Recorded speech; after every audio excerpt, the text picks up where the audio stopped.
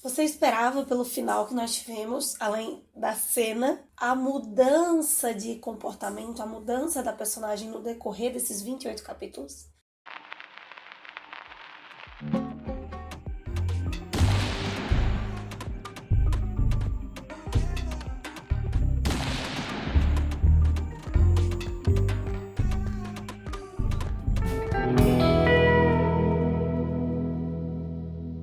O que temos para hoje são Anjos e Dulcineias.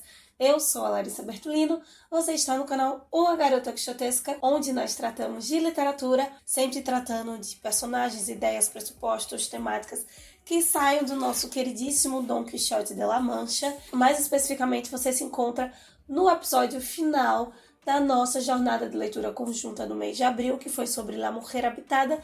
E eu já te aviso que, falando no Quixote, na sexta-feira dessa semana nós vamos ter uma conversa especial sobre o autor desse livro. Esse vídeo está saindo na terça-feira por questões de prazos e outras coisas que eram prioridades para mim em relação ao trabalho. E talvez no mês de maio eu retire vlog, aumento alguns vídeos, já que nós vamos ter JLC sim, mas talvez diminuir as outras postagens semanais para poder ter um cuidado nos horários, nos prazos. Uma das coisas que me chamou a atenção nesses últimos 7 capítulos foi o relacionamento, o paralelismo que se coloca entre a Itzá e a Mimixcoa, com esse retorno da Flor para Lavínia, né? Tanto tratar da amizade entre mulheres como principalmente de sororidade, tanto de um modo um pouquinho mais teórico, se isso com a Lavínia e a Flor, mas de um modo bem mais prático, de solidariedade, de amizade com as pré-colombianas. Mostrar como a nossa força, os nossos pensamentos, em alguma medida, também são uma pequena extensão das pessoas que amamos. Eu destaquei na semana passada a narrativa da Itzá, nesse momento que ela está falando da Mimixcoa, que ela está fazendo esse paralelo com a Flor, um estilo único, uma forma de se expressar que a Bélia ainda não tinha usado. É justamente nesse momento que ela acaba explicando o processo de reencarnação na Laranjeira, pelo deus Tlaloc, tem um simbolismo dentro dessa cultura mexica, mas especialmente quando ela fala da Mimixcoa como sendo uma tecelã, e a Flor, de certa forma, como alguém que também ajuda no processo da Lavínia de se tecer, de se formar por esses diversos fios e camadas entrelaçados, se fortalecendo, se entranhando para um outro processo simbólico que ela apresentará, que é o vento mais forte até então sobre a laranjeira. Todos esses simbolismos, essas ideias que ela foi construindo, foram me chamando a atenção durante a leitura para parar e pensar que talvez o texto não terminasse como eu penso que ele terminaria, ou que eu seria surpreendida de alguma forma, e realmente foi o que aconteceu. Mas não criando uma super, hiper, mega expectativa. Foi algo gradativo e gostoso de se ler. Ela chama a Itzá em sonho, né? Já ter falado de Yarince antes, comparando com o Felipe. E agora a Itzá mesmo falar sobre ela, né? Entender que ela está sozinha, mas que pelo menos ela cumpriu a sua função quando ela expressa lá no final do livro, fazendo essa comparação, né, dizendo que a Lavínia agora é terra, pelo fim óbvio que ela tem, né, todos nós somos e voltamos a ser carbono, mas esse espírito de dança traz essa ideia mais profunda do texto, justamente pela laranjeira, né, a árvore como sendo o ponto alto desse simbolismo que a Belle constrói, porque não é algo direto, porque não é uma visão realista, mas também não é um realismo mágico, não é uma fantasia totalmente, essa relação da árvore falando. É realmente simbólico. A gente pode até colocar ali no pezinho do realismo mágico. Mas não é algo que tem muita explicação, não é algo com uma fantasia que ela tece toda uma justificativa para aquilo ali tá acontecendo. É apenas a experiência, para tratar de novo do modernismo do gay, né? O surpreenda-me. Dentro disso ficou algo muito natural, muito tranquilo na narrativa, sem precisar de muitas explicações, exatamente talvez por como isso vai reverberando de certa forma nos sentimentos da Lavínia, ainda que ela não saiba que a árvore é a reencarnação da Itzá, como nós sabemos.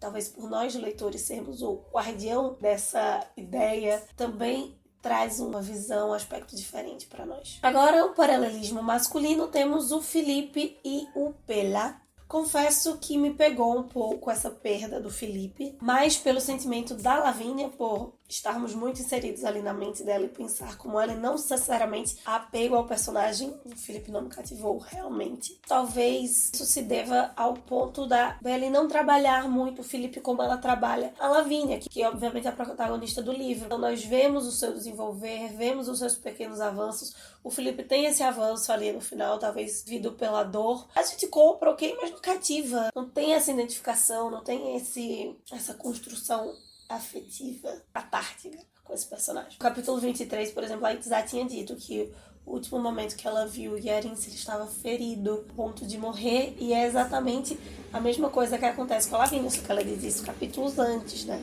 Então, também foi um prenúncio que eu deixei marcado no meu Kindle. Vai acontecer alguma coisa, o Felipe vai morrer antes dela. Exatamente, ela deixa o corpo sobre a laranjeira. Mas, uma outra relação que passou muito rápido nesses últimos capítulos, mas que foi extremamente significativa, foi o encerrar da Lavínia com a mãe. Quando ela diz que entende que conseguiu enxergar a mãe pela primeira vez como fruto do seu tempo. Pra mim, não me compra muito essa ideia. Ok, eu acredito que o sentimento da Lavínia é genuíno, mas eu não consigo enxergar os pais, e tanto a mãe quanto o pai, com isso. Falta-me, talvez por uma questão de deslocamento, né, temporal, muita responsabilidade afetiva desses dois personagens. E me pareceu, na verdade, mesmo que a Belle fosse construindo uma espécie de despedida da Lavínia, mesmo que inconsciente, pareceu muito, e aí não tem como não ser, final de novela latino-americana, né, que todo mundo vai se resolvendo, todos os personagens vão se redimindo ao final do folhetim. Uma cena que eu, sinceramente, gostei bastante, ou melhor, cenas, a construção disso,